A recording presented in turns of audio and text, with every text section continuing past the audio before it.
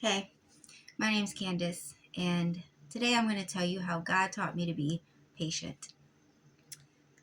It all started about 2018. That was the year that I actually got saved, and so I was a baby in Christ at this time, and I was looking for a job or a way to make money at all. Me and my ex, actually. And honestly, we both didn't want to get a job because we wanted to watch our son still, and we didn't trust a lot of people yet.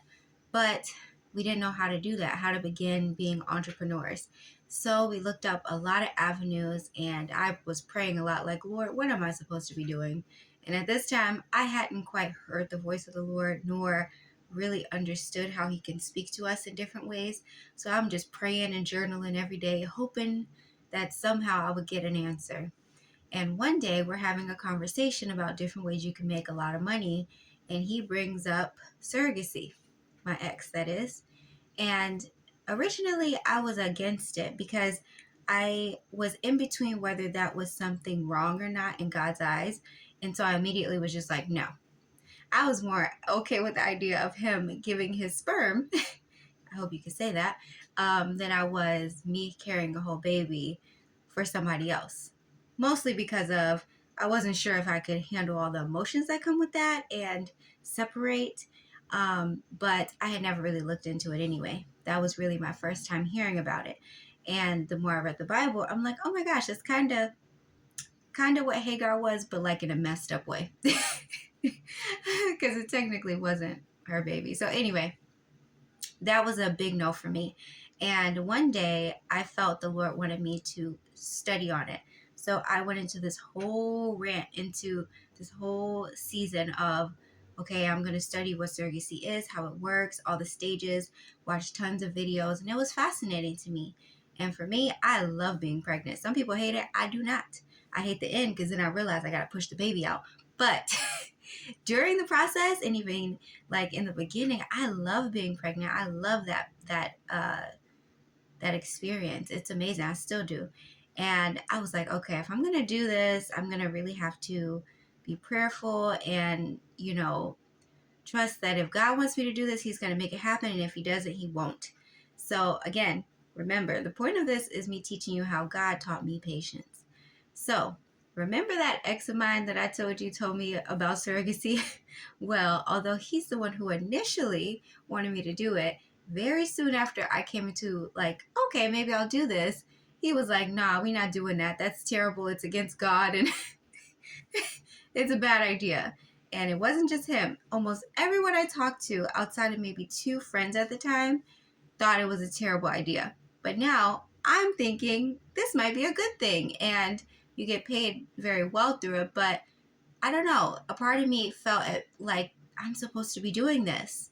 And so I found a company and everything, and it was a very long process, not just finding the company, but making an account, waiting for someone to choose you. And I had got rejected, I think, 3 times by some people because we just didn't match well. And you have to get matched to what they call the paternal parent or whatever. I think I'm saying that right. But and after that, I had asked God, like, Lord, what do you want me to do? Like, do you want me to do this? Because I really, although I was a baby, I really wanted to please God and my choices. And I had this one guy sent to me. And honestly, I don't care what anybody says. God is so interesting that He will use the very things that you wouldn't use to reach people. And it was a guy, and they tell you all the information about the person, and he is someone who is so homosexual. That's what he said he was in his bio. And so I didn't agree to anything. I just was prayerful, and I was like, Lord, do you want me to do this? He seems like he's living in a way that's contrary to what I'm believing now is the correct way to live. So should I be a surrogate for him? And I felt so strongly that the Lord wanted me to embody His love towards him. And so I'm like, okay. And despite everybody outside of those two friends I told you about telling me it was a bad idea, I agreed and we started the process. Now, you would think this was a quick process now that I've come in and found I can't remember the name of it, but the father, that would be the father of the child. But no, It was longer than that. So once we agreed and everything, you have to take meds. It was a long process and very painful, mind you, especially if you're squeamish with needles.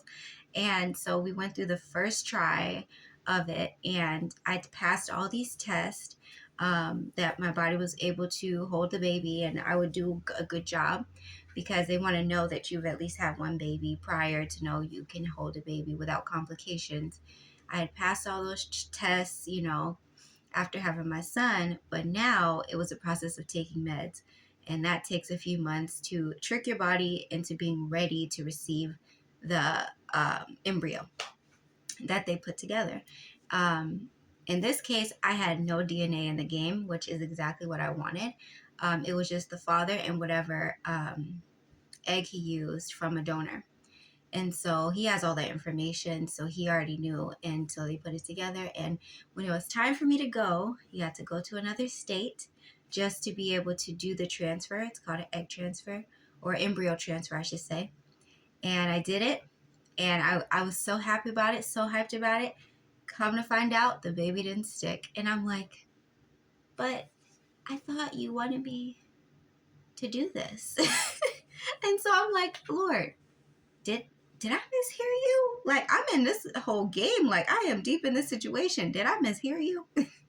And so there was so many days I would wake up and just go to God like, Lord, is this what you want? And just be very intentional of wanting to know his mind and not being willing to stop asking until I knew his mind. And so I went through it again because I felt, no, you're supposed to do this. And I held on to his word, that word that I heard in my spirit saying, you're going to show this person love.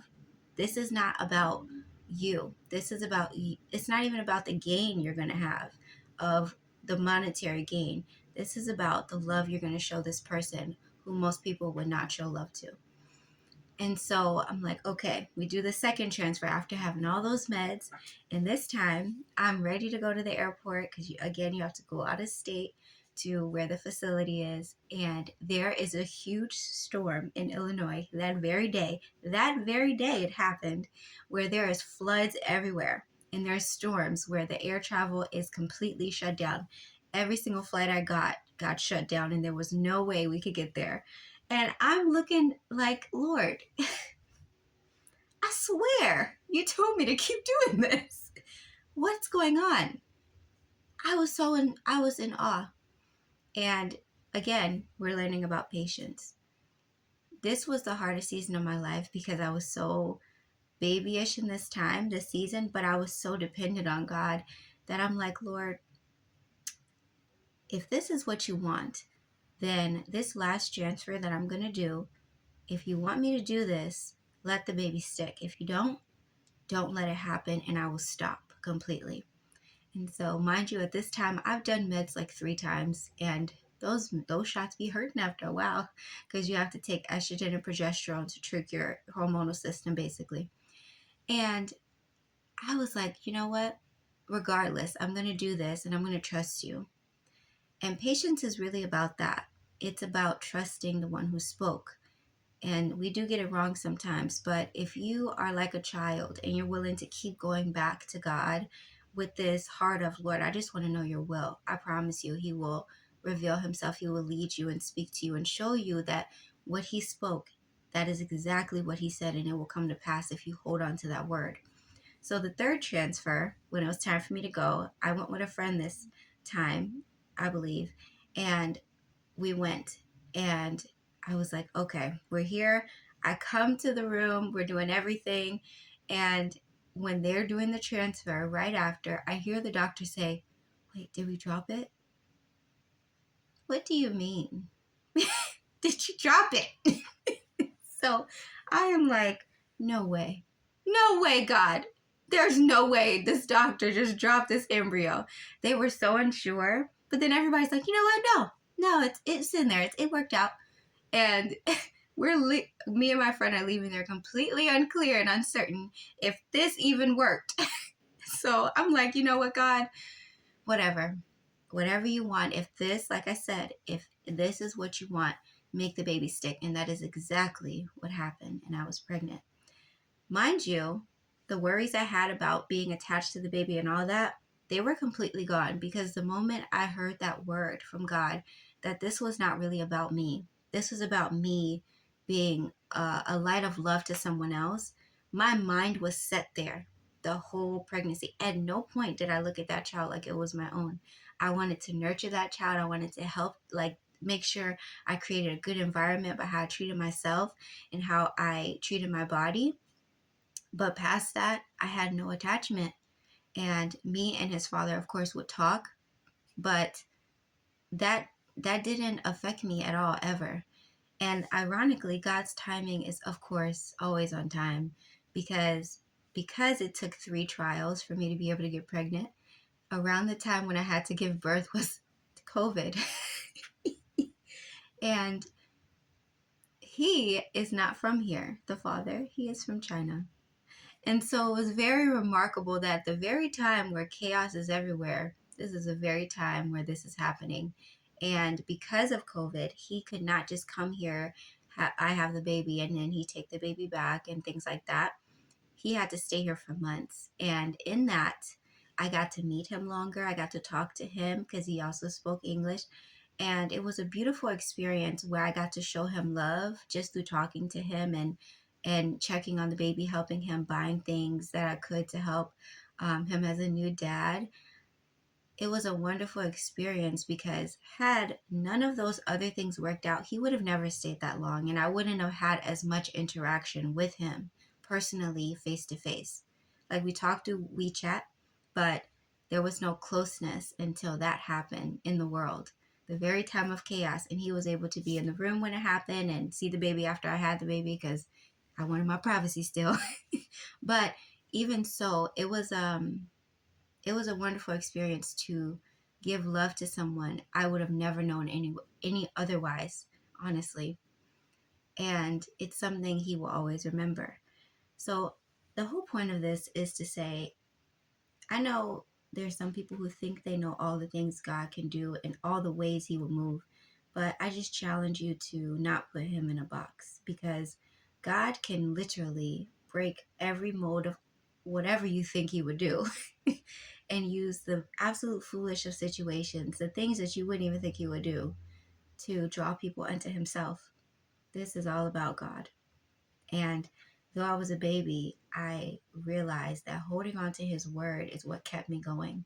So if you're in that time of your life where it's hard to keep going, and God is giving you a word to say, hey, I want you to do this, or I have this for you, or this is yours, keep walking, because the opposition doesn't mean he didn't speak.